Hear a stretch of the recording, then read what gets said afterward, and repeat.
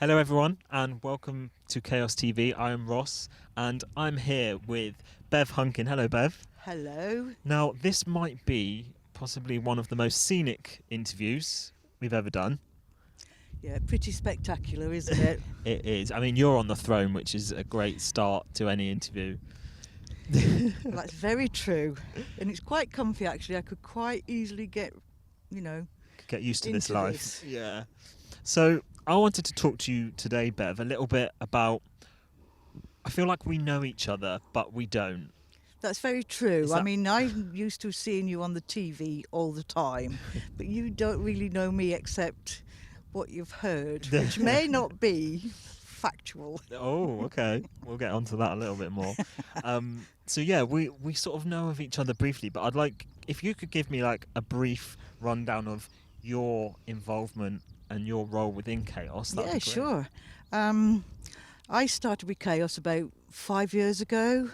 And I had very bad depression. I was bullied in my previous work because of my disability, Right.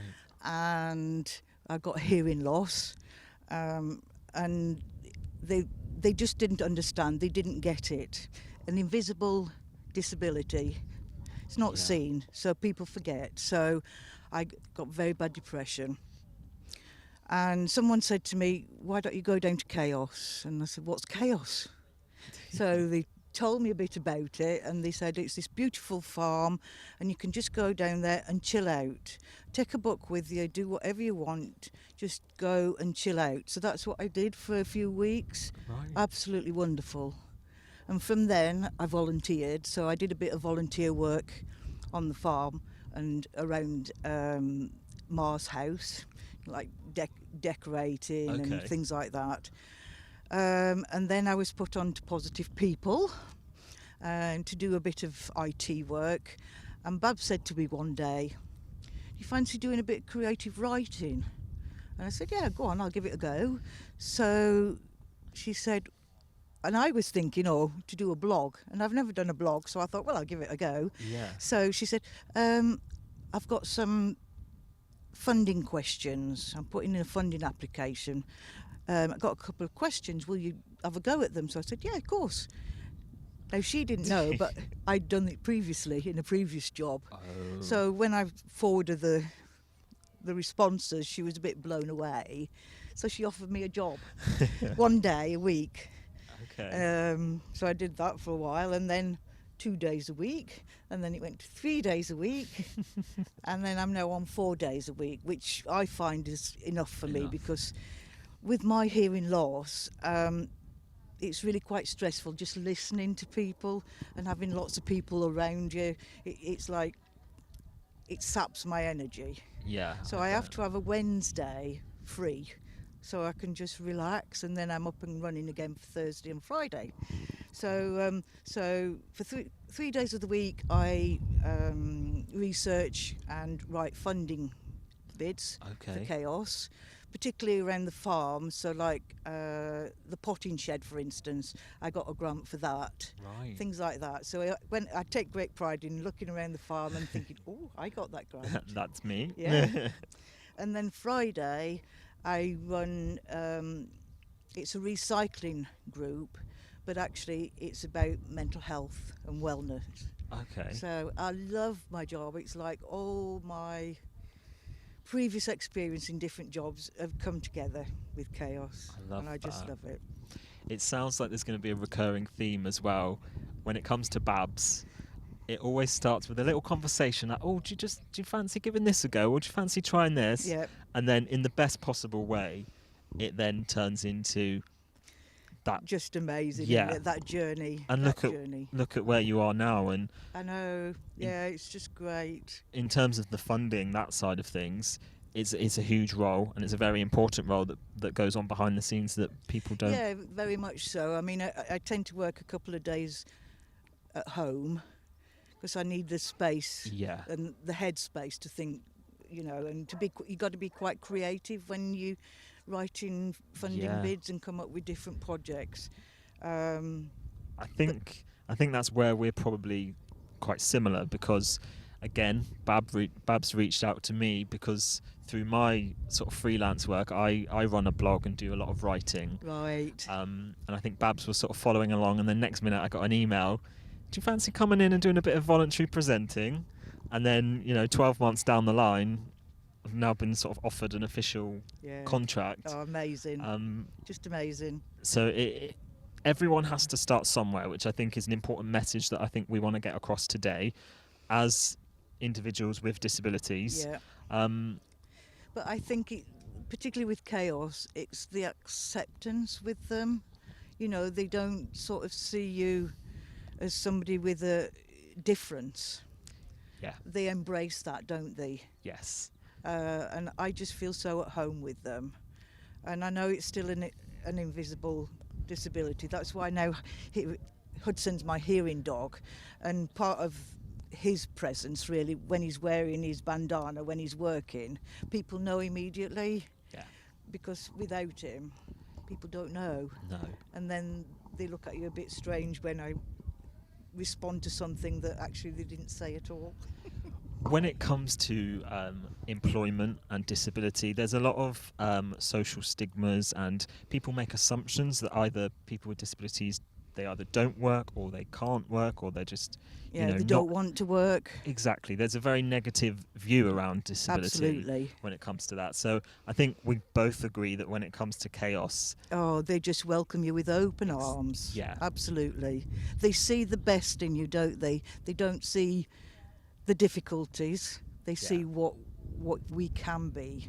Yeah. And look at us both now, both employed. Yeah. And a lot of it, like you touched on briefly there, it comes down to awareness and feeling accepted, because I think, we can't speak for the whole disabled community. We all have our own lanes. Yeah. A lot of my work and what I do is more mobility focused. Right. You touched on the sort of invisible disability and hearing loss. Yeah.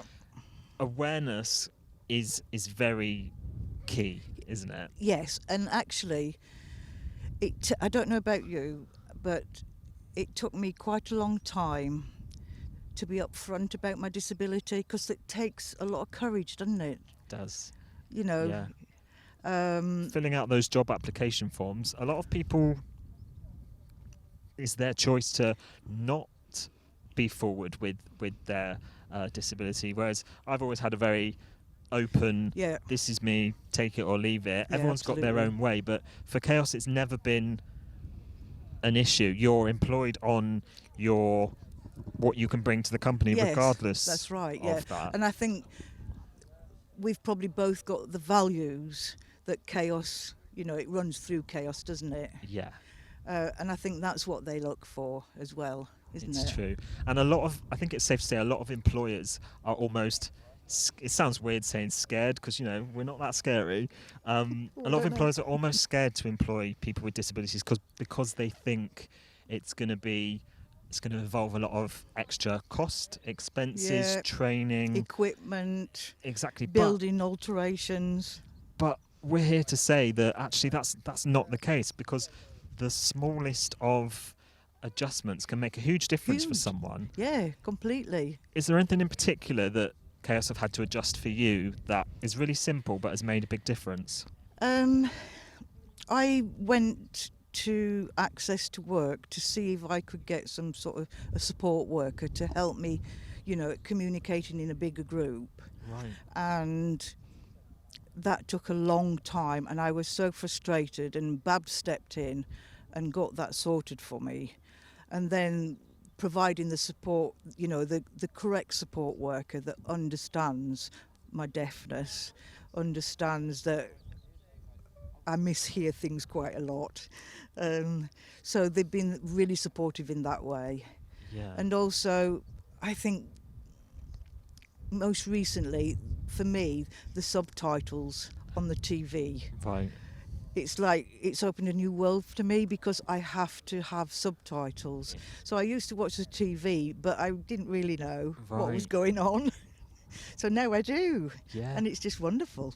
And I think the thing that we need to get from this is that we need to encourage these conversations, because a lot of people are scared to mention these little things. And something as so simple as adding some subtitles could be a click of a button on a computer system, but That's right. that makes everything so much more accessible Absolutely. to so many more people. Yeah. And I think from my point of view as well, sort of working in the Chaos TV studios, I know I was amazed at the first time I went in there. Little things like, you know, the desk, The desk the radio that desk, moves you up know, and an down. adjustable desk is huge. You know, Yeah. altering that height is massively helpful. And Yes. when it comes to finding employment, there's key things that I think people with disabilities look for. So accessible toilets, accessible parking. Yeah. They're all important things that not everybody thinks about when they're looking for employment. No. Um, And it was there already, wasn't it, within Yeah. Chaos? yeah, and it's having someone to say, you know, if this isn't right, we can change it. It doesn't have to be a massive change, but just a little thing. Yeah, absolutely. And I think for me, it was talking about my hearing loss, how it affects me, and it was educating the team. Yeah. And now I think they're all switched on to it, and I think they prefer Hudson. Oh, surely not. Yeah, I think that education, Yeah. because I think we all assume, don't we, that we are perhaps disability aware, but in fact Yeah. people aren't. And like you say, my disability is totally different to yours, but we're still classed as Yeah. one, aren't we? Yeah, our sort of paths will cross, but there's so many different boxes, whether you're talking physical, you know, hearing, visual. Even last week in the office, we had some autism training, and it was fantastic because all it takes is an hour out of your day, bit of training, bit of awareness, and it makes everybody feel more included. Yeah, completely. Yeah. So what would you say on a closing note now to any employer out there thinking about potentially employing a person with a disability? I think as the individual, if you've got the courage to be open and honest about your disability, I would like the employers to be open to people.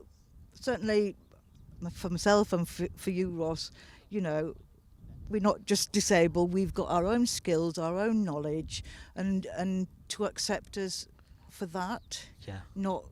We don't want to be just the tick on the box for disability. Please accept us for who we are. We've got lots of skills, we've got lots of knowledge, and we can bring something amazing to an employer, can't we? Oh, of course we can.